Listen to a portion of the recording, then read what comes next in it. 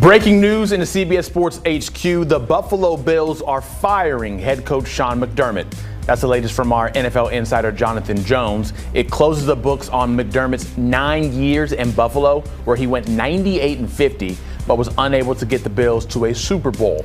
The Bills are coming off of that heartbreaking OT loss to the Broncos in the divisional round of the playoffs. JJ also reporting that GM Brandon Beane will be retained. So as we take a look at that NFL head coaching carousel, 2 jobs have been filled. Another one has now entered the chat in the Bills with the firing of Sean McDermott. So the silly season certainly is just now beginning to heat up in the NFL.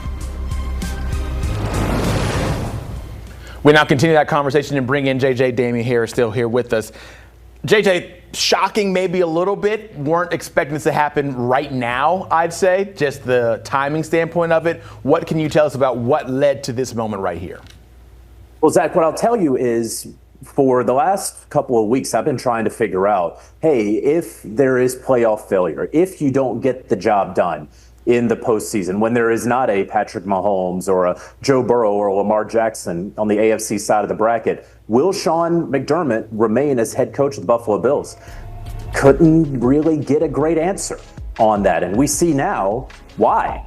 You look at his record, of course, 98-50 in the regular season, perennial playoff contenders, but 8 wins, 8 losses in the playoffs is just not going to get it done. And Terry Pegula, the owner of the Buffalo Bills, making this move, has been very close with Sean McDermott. And I say has been, probably still is. This had to be a very difficult decision for the owner of the Buffalo Bills, firing Sean McDermott, but one that clearly he felt that he had to make because he has who I believe he believes to be the best quarterback, maybe even the best player in the NFL in Josh Allen. Why aren't the Bills competing for Super Bowls? Why aren't they at least getting to the Super Bowl and finally getting over that hump with the talent that they have assembled there? And we certainly can get into the roster configuration. Again, general manager Brandon Beane is not going anywhere. He will remain there and help lead the head coaching search. But a huge, huge opening here in Buffalo, arguably the best job available when you consider you can coach that man right there, Josh Allen. JJ, I want to pose this over to Damian first and have you piggyback after that, JJ, because the reaction, Damian, that you gave when we reported that Brandon Beane will be retained as the GM, given the convos that we've had and everything, does that seem shaky, iffy? What does that make you want to say, given what your body's saying? It makes me want to do exactly what I'm doing right here, because I understand the conversation about why are you not, if you have Josh Allen, why are you not competing for Super Bowls every year? Regardless of if Lamar's in the playoffs, regardless of if Joe Burrow or Patrick Mahomes in the playoffs, at some point you should be able to knock off Patrick Mahomes. Like, we see those two as the 2 best in the league right now. You should be able to get him on a day when he gets you on a day. I understand that conversation. I want to talk about the fact that what help. Now, I know he had Stephon Diggs. I'm talking about drafting guys, developing guys like Keon Coleman, who they were enamored by, who Brandon Beane, the GM, the entire front office staff fell in love with from an interview, from the jokes, the laughs, and et cetera. And that doesn't pan out. That's a weapon that would have helped Josh Allen win. I'm very confused by this for a lot of reasons, especially because McDermott and Beane have been connected for a long time. We talked about, they go way back to Carolina days when people don't even remember they were in Carolina. This relationship has gone, they followed each other everywhere. And I think that a lack of success for Sean McDermott also falls on the shoulders of Brandon Beane, the way he drafts, the way he's orchestrated the team, the way that they have been able to develop these guys. So if anything, I think both of these guys deserve the blame because they're always on the same page. They always make decisions together. They see through the same lens. I'm just curious how you let go of McDermott, but you retain Beane. And, we want to talk about Pegula's relationship with McDermott. What strain or stress does this put on the relationship of McDermott and Beane? I think it's a completely fair point that you're making, Damian, and it's one that I think a lot of folks, not just in Buffalo, but around the league, would certainly make as well. You're right to point out that they came together from Carolina, got to know each other there when Sean McDermott was defensive coordinator. Brandon Beane was working his way up through the front office, and then they go to Buffalo essentially together, staggered by a few months. And you would think that Sean McDermott's success is Brandon Beane's success, and their one's failure is the other's failure. That's completely fair. What I would say, generally speaking, in the NFL, and we have seen this play out even this year with general managers, is they typically are even closer to the owner than the head coach. They talk more with the owner. They get the owner's okay on a lot of things. You know, Sean McDermott doesn't have to get Terry Pegula's okay when he's going to challenge or not challenge a play. He doesn't have to get Terry Pegula's okay when he wants to call a timeout or run a certain play, right?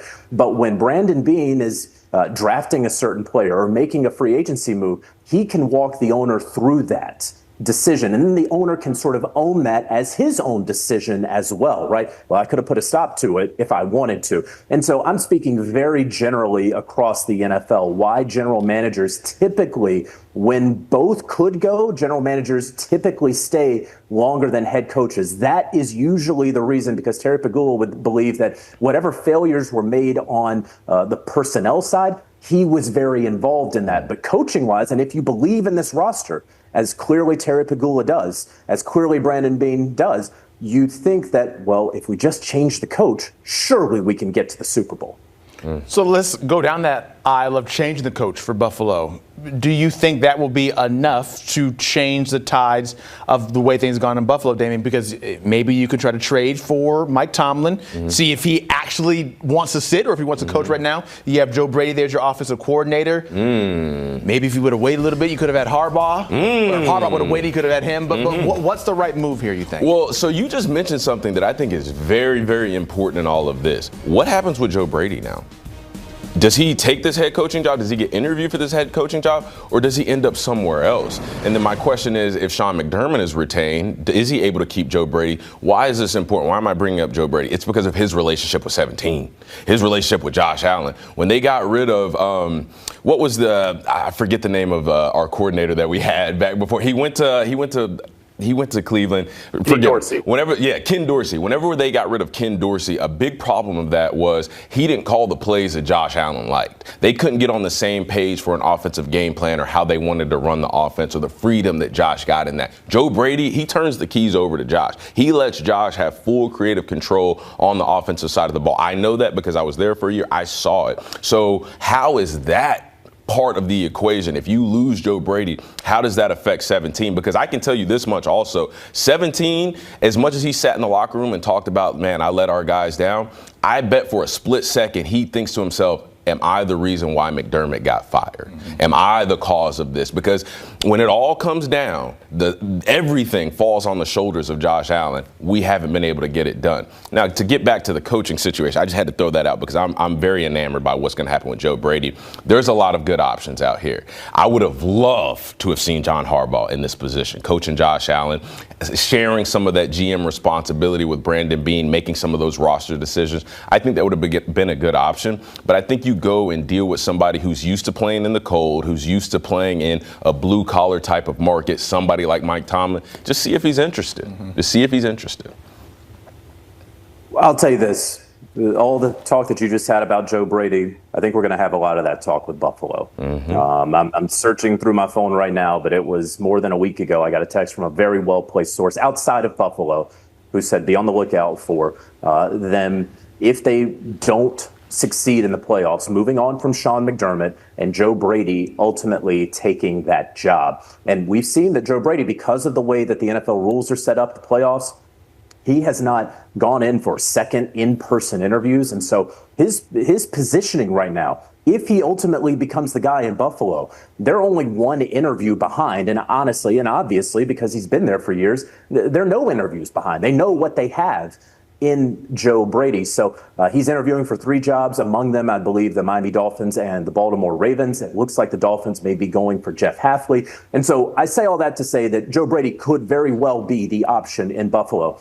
I don't know this for certain, but I would be very surprised if there's anything in Joe Brady's contract that allows for him to be the coach in waiting. And I mention that because if you do have that, you don't have to run a search. Remember Gerard Mayo with the New England Patriots. He had that in his deal when Bill Belichick was summarily dismissed, and then he was able to be elevated to the head coach position. I don't think that's going to happen. The Bills are going to have to run a search, but this is going to be a highly coveted position because you do have a quarterback in Josh Allen. Joe Brady, again, the number one name that we should be talking about. I'm going to take Mike Tomlin and everyone's word around Mike Tomlin that he's not coaching in 2026. I don't think the Bills should be spending capital in order to get Mike Tomlin for a guy who does not appear to want to coach this year. But there, again, John Harbaugh, Kevin Stefanski have already been snapped up. The Tennessee Titans should get their guy in the next 24 hours. The Miami Dolphins may get theirs. Chris Shula is going to be a name that you're also going to hear with the LA Rams at defensive coordinator. But Joe Brady should be the top name for Buffalo right now. And then now we also throw Sean McDermott out there into the name for those other teams who are looking for a head coach moving forward. We certainly have a whole lot more to talk about with the Bills, and we will do that on the other side when we come back. But, of course, it is Sean McDermott who has been fired and is out in Buffalo after 8 career playoff wins, but having that slip up this year in what was many considered the golden ticket year for Josh Allen. They didn't get it done. Now McDermott is out.